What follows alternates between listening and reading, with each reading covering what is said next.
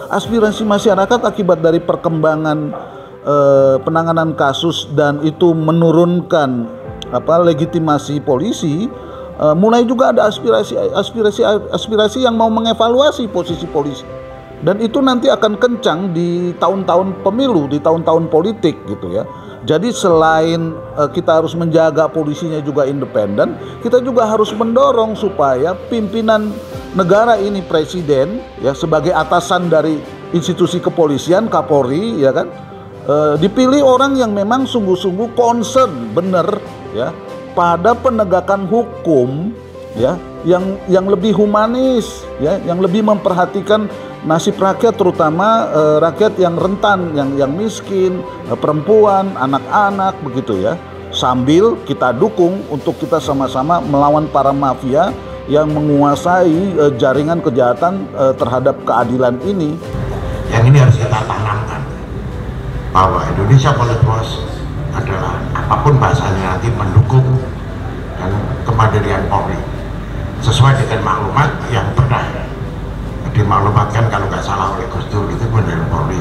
Sebagai kelembagaan, kalau nanti terjadi perlu menghadapi satu tantangan yang lebih besar, kita pendekatan personal tidak bisa, tidak cukup gitu. Makanya saya bergagas, kita perlu raker.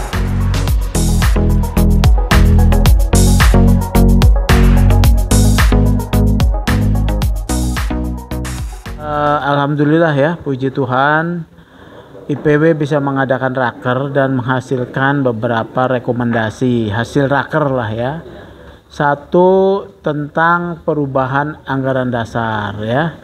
Yang penting dalam perubahan anggaran dasar ini, IPW berusaha memperluas mandat, yaitu IPW akan merubah anggaran dasarnya termasuk memiliki hak gugat secara hukum. Dan juga kedua, IPW memperkuat kelembagaan dengan membentuk susunan-susunan pengurus. Dan salah satunya yaitu Divisi Dumas Pengaduan Masyarakat, kemudian Divisi Advokasi dan Pembelaan Hukum, Divisi Hubungan Kelembagaan, Divisi IT dan Komunikasi, Divisi Investigasi ya. Ini adalah organ-organ untuk membantu memperkuat kerja IPW ke depan supaya lebih kuat secara kelembagaan. Nah, kami juga menghasilkan rekomendasi tentang IPW memandang posisi Polri dalam konteks Undang-Undang Nomor 2 Tahun 2002 tentang kepolisian yang berada di bawah presiden itu, dan perkembangan yang terkini begitu banyaknya masyarakat yang menyoroti ya penyalahgunaan kewenangan yang besar oleh anggota Polri, khususnya di bidang penegakan hukum oleh reserse. Masyarakat ada yang mendesak supaya polisi berada di bawah kementerian, kembali lagi kepada di bawah TNI. Nah, ini masukan masyarakat yang besar. Bagaimana IPW menyikapi, itu adalah bagian yang dibahas di dalam raker ini ya. Kemudian IPW juga mengikuti perkembangan lahirnya Undang-Undang Pemberantasan Kekerasan Seksual ya, di mana IPW mendorong, karena ini adalah satu undang-undang khusus perlindungan terhadap perempuan dan anak ya.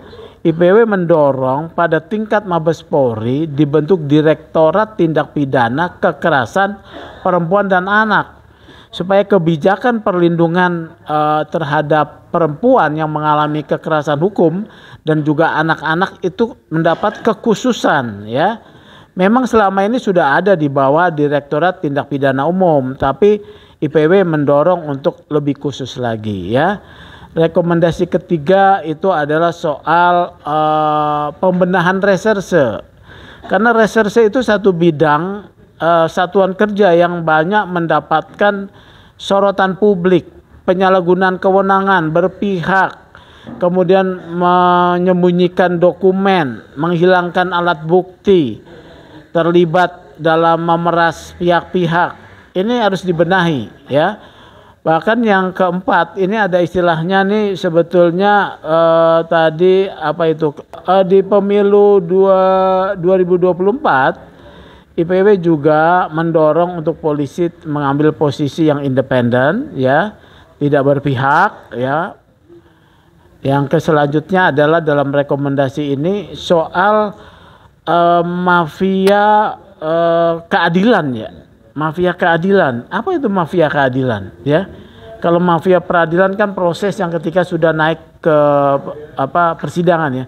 Mafia keadilan itu satu sinyalemen yang dilontarkan sebetulnya oleh beberapa pihak bahwa polisi mengabdi kepada mafia, ya, karena menggunakan instrumen kekuasaan penegakan hukum yang ada padanya untuk tunduk pada kekuatan modal dan kekuatan kekuasaan, dan juga mengesampingkan hak-hak rakyat. Nah, ini menjadi sorotan juga oleh IPW. Jadi rekomendasi-rekomendasi yang salah satu akan kami sampaikan kepada Kapolri, ya, untuk tentu bersama-sama kita menginginkan Polri yang dipercaya oleh masyarakat dan mewujudkan dirinya sebagai tribrata. Ya, sudah tepat, dan hari ini justru formalnya kita menjawab perkembangan apa yang sudah dilakukan oleh IPW dan problem-problem yang dihadapi oleh masyarakat dan apa yang akan dihadapi oleh negara dalam pelaksanaan pemilu. Justru kita menyiapkan itu, menjawab tantangan itu agar peran IPW semakin kuat, semakin strategis, dan juga menurut saya sangat diperlukan, terutama soal cara kelincahan respon gitu ya, dan juga reaksi dari IPW yang cukup radikal, cukup tegas begitu menghadapi penyalahgunaan yang dilakukan oleh polisi, dan itu berakibat sangat buruk kepada masyarakat dan juga terutama legitimasi polisinya. Jadi jangan dipandang bahwa apa yang kita lakukan ini sebenarnya bagian dari persembahan kami kepada bangsa dan negara ini juga terhadap institusi kepolisian menurut saya. Iya, sekarang ini saya melihat kalau di masa lalu itu ada jaringan kejahatan terhadap kemanusiaan, ya. Circle of impunity gitu bahasa teknis hak asasinya, terutama kejahatan terhadap kemanusiaan. Nah, sekarang di eranya Jokowi itu adalah kejahatan terhadap keadilan sebagaimana tadi yang dikatakan oleh ketua, dan ujung tombaknya yang sekarang ini banyak menimbulkan persoalan adalah pihak kepolisian. Saya kira ini juga dampak dari dukungan dan legitimasi yang negara berikan kepada polisi pasca pisah dari ABRI begitu ya, pasca undang-undang undang-undang kepolisian. Nah, ini banyak persoalan, dan persoalan ini juga harus kita respon dengan pelayanan yang cukup serius dan agak khusus terhadap perempuan dan anak-anak, ya. Jadi begini, kalau dasar kita adalah keadilan, maka keadilannya tidak lagi berdasarkan hukum pidana yang hanya menghukum, tapi juga ada soal restoratif, ya kan?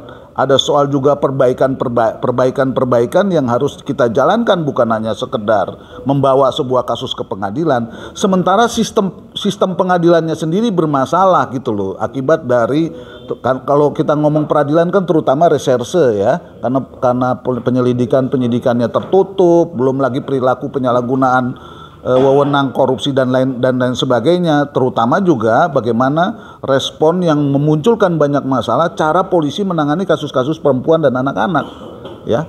Nah, yang paling menantang karena ini juga bakalan disorot seperti yang dikatakan oleh ketua adalah aspirasi masyarakat akibat dari perkembangan penanganan kasus dan itu menurunkan legitimasi polisi. Mulai juga ada aspirasi yang mau mengevaluasi posisi polisi, dan itu nanti akan kencang di tahun-tahun pemilu, di tahun-tahun politik gitu ya. Jadi selain kita harus menjaga polisinya juga independen, kita juga harus mendorong supaya pimpinan negara ini, presiden ya sebagai atasan dari institusi kepolisian, Kapolri ya kan, dipilih orang yang memang sungguh-sungguh concern benar ya pada penegakan hukum ya, yang lebih humanis, ya, yang lebih memperhatikan nasib rakyat, terutama rakyat yang rentan, yang miskin, perempuan, anak-anak, begitu ya. Sambil kita dukung untuk kita sama-sama melawan para mafia yang menguasai jaringan kejahatan terhadap keadilan ini, ya, di mana di situ juga ada oligarki yang bermain ke sana kemari di atas penderitaan rakyat dan memperlihatkan ketidakmampuan pemerintah untuk menuntaskan kasus ini. Bang, terakhir Bang, Jokowi kan beberapa bulan lalu pernah memanggil perwira polisi dan pimpinan ya. Polres, ya. Itu menurut Abang sudah efektif nggak mengendalikan institusi kepolisian menuju ke arah track yang benar? Justru itu menunjukkan sebuah bukti konfirmasi bahwa Presiden Jokowi tidak efektif. Misalnya saja ya, kasus hedon itu masih terus saja ada di mana-mana, dan itu juga akan menjadi respon yang akan dilakukan juga oleh IPW dengan melibatkan masyarakat, ya kan? Karena hedon itu sangat menyakitkan rakyat di saat kondisi sekarang ini yang sangat sulit loh, ya. Nah, itu yang jadi dasar juga yang saya ajukan supaya kita semua mencermati pimpinan negara ini agar dia yang nanti akan memimpin dan membackup institusi penegakan hukum sipil kita supaya lebih humanis, supaya efektif dan kuat melawan para mafia dan para oligarki yang sudah terlanjur menggurita di negara kita.